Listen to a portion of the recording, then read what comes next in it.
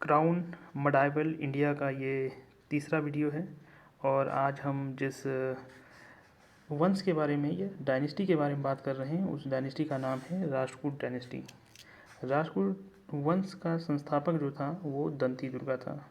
तो पहले हम देखेंगे कि राष्ट्रकूट जो था वो इसका निवास स्थान कहाँ था, यानी कि लोग कहाँ रूल किया करते थे। तो ये रहा राष्ट्रकूट एम्पायर, आप देख सकते हैं राष्ट्रकूट एम्पायर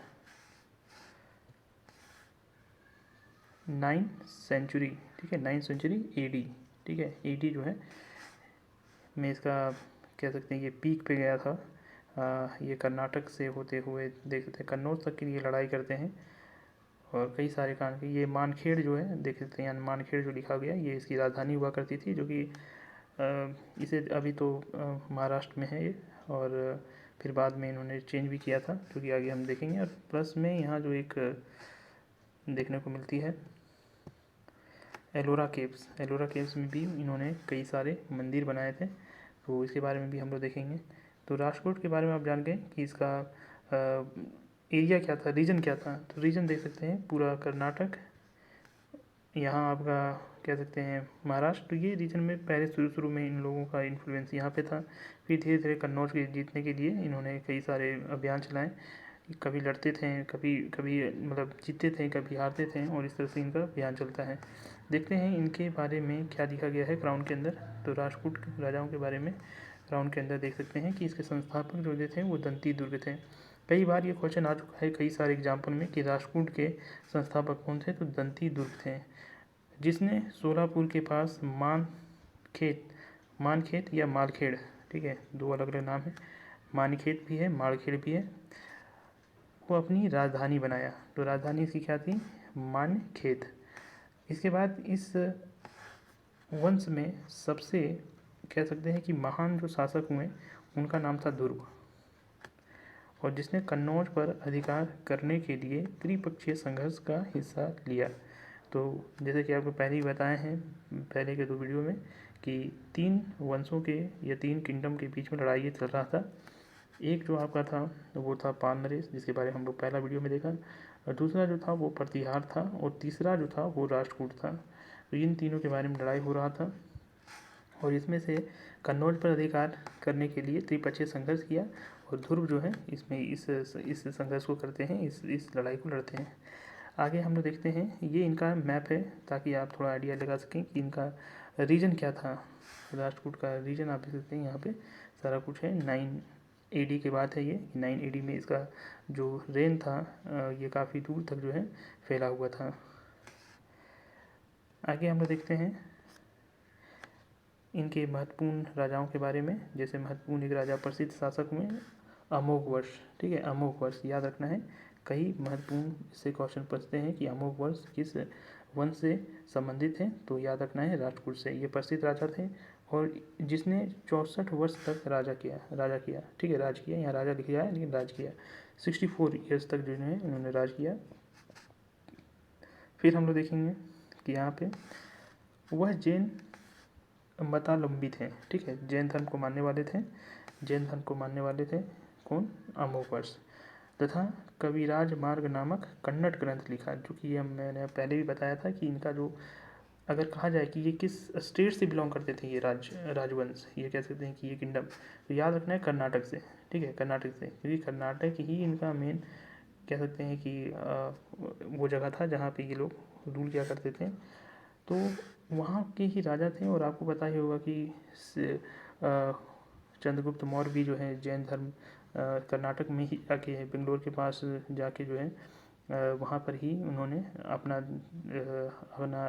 अंतिम क्षण जो है वहीं पे बिताए थे। तो ये जैन मतावलंबी थे, यानी कि जैन मान्यता को मानते थे। और कविराज मार्ग नामक एक कन्नड़ ग्रंथ लिखे थे। तो ये भी यह पूछा जा सकता है कि कविराज मार्ग नामक कन्नड़ ग्रंथ किसने लिखा है, तो अमोघवर्ष ने लिखा है।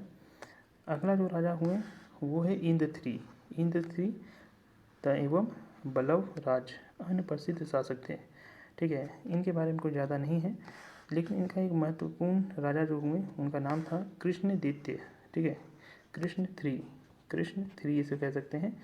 ये कृष्ण द्वितीय अंतिम प्रभावशाली शासक था जो मालवा के परमारों और वेंगी के पूर्वी चालुक्यों के साथ युद्धरत रहा। इसने चोल राजा परंटक वन जो था परंटक वन को 949 ईस्वी में पराजित कर दिया। ठीक है, 949 ईस्वी में पराजित कर दिया। अब देखना है हमें कि राजा परंटक कहाँ का राजा था।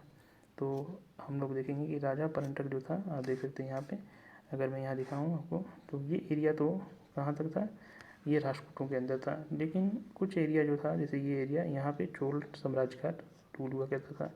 यहाँ ट्रिब्यूटरीज दिया हुआ है, जाहिर सी बात है, जब चोल लोग हार गए तो एज अ ट्रिब्यूटरी बन गए राष्ट्रकूटों का। तो इसका रीजन, इसका रेंज जो था ये यहाँ तक भी कह सकते हैं कि ये पूरा जो था, ये एरिया जो था इन्हीं के अंडर में था। बहुत लोगों ने क्या किया था, अधीनता स्वीकार कर ली थी। और मेन जो एरिया था जहाँ उसका राजा रूल किया करता था, वो आपको डार्क ग्रीन जो दिख रहा है इस एरिया में, जिसकी राजधानी मानखेड़ था। इन देखिए ज़्यादा आपको ग्राउंड में दिया नहीं है इस राज्य के बारे में, तो जितना भी थे बस इतना ही था। और कृष्ण 3 जो है इसमें प्रभावशाली शासक होते हैं जो मालवा और परमारों वेंगी के पूर्वी चालुक्यों के साथ युद्धरत रहा। और इसने चोल राजा जो है परंटक वन को 949 ईस्वी में पराजित किया। राष्ट्रकूट राजा कृष्ण वन ने एलोरा में कैलाश मंदिर बनवाया। बहुत इंपॉर्टेंट कि राष्ट्रकूट के राजा जो थे वो कृष्ण वन जो थे, उन्होंने एलोरा में क्या है, एलोरा कहाँ है तो आपको याद रखना है, महाराष्ट्र में है, में कैलाश मंदिर बनवाया। थोड़ा सा हम लोग यहाँ देखेंगे, ये रहा एलोरा, आप देख सकते हैं, ये महाराष्ट्र के पास है, औरंगाबाद डिस्ट्रिक्ट में है। अभी औरंगाबाद डिस्ट्रिक्ट का नाम बदल के क्या रखा गया है, आप कमेंट सेक्शन में बताएं कि औरंगाबाद डिस्ट्रिक्ट का नाम बदल के अभी क्या रख दिया गया है। तो इस तरह से आप देख सकते हैं यहाँ पे इनके बारे में क्राउन में कुछ ज़्यादा जानकारी नहीं दिया है, बस इतना ही जानकारी था, बल्कि लूसेंट में इससे कुछ ज़्यादा ही जानकारी दिया गया है। तो जब लूसेंट हम करवाएंगे तो वहाँ से भी आप देख सकते हैं, लेकिन मुझे लगता है कि ये इनफ होगा, क्योंकि राष्ट्रकूटों के बारे में ज़्यादा वैसे क्वेश्चन नहीं पूछा जाता। जैसे संस्थापक के बारे में पूछ दिया जाएगा या फिर उसकी राजधानी पूछ दिया जाएगा, उसके महान राजा कौन से, तो ध्रुव थे। फिर अगर ज़्यादा पूछा जाएगा तो और क्या पूछा जाएगा कि उनकी राजधानी देख सकते हैं, यहाँ सारा कुछ दिया हुआ है। इसके बाद फिर एलोरा का केव मंदिर जो है किसने बनाया था, तो कृष्ण वन ने बनाया था। एलोरा का जो कैलाश मंदिर है वो कृष्ण वन ने बनाया था। अमोघ वर्ष के बारे में कई बार क्वेश्चन पूछा जाता है, प्रसिद्ध शासक था और ये संबंधित है आपका राष्ट्रकूट से। जैन मतावलंबी था और इसने जो है ग्रंथ जो है, कन्नड़ ग्रंथ जो है जिसका नाम है कविराज मार्ग, जो है इन्होंने ही रचा था। तो इस तरह के क्वेश्चन ही पूछे जाते हैं। राजा परंटक वन को 949 में किसे पराजित किया था, कृष्ण तीर्थ ने पराजित किया था परंटक वन को। तो इस तरह से कई सारे हमको देखने को मिल जाएंगे। तो ज़्यादा कुछ नहीं है, बस इतना ही है, 3 ही स्लाइड इसके लिए था। उम्मीद है आपको ये वीडियो अच्छा लगा होगा। अभी हम मेडावल इंडिया ही कवर कर रहे हैं और मेडावल इंडिया में अभी हम देखेंगे कि अब मुझे लगता है कि सल्तनत काल आ जाना चाहिए। तो अगला वीडियो सल्तनत काल पर रहेगा। तब तक इस चैनल पे बने रहिए और पढ़ते रहिए, और इस चैनल को सब्सक्राइब कीजिए, लाइक कीजिए, ताकि मैं और भी ज़्यादा अच्छे से अच्छी वीडियो बना के डाल सकूँ। चलिए मिलते हैं अगले वीडियो में।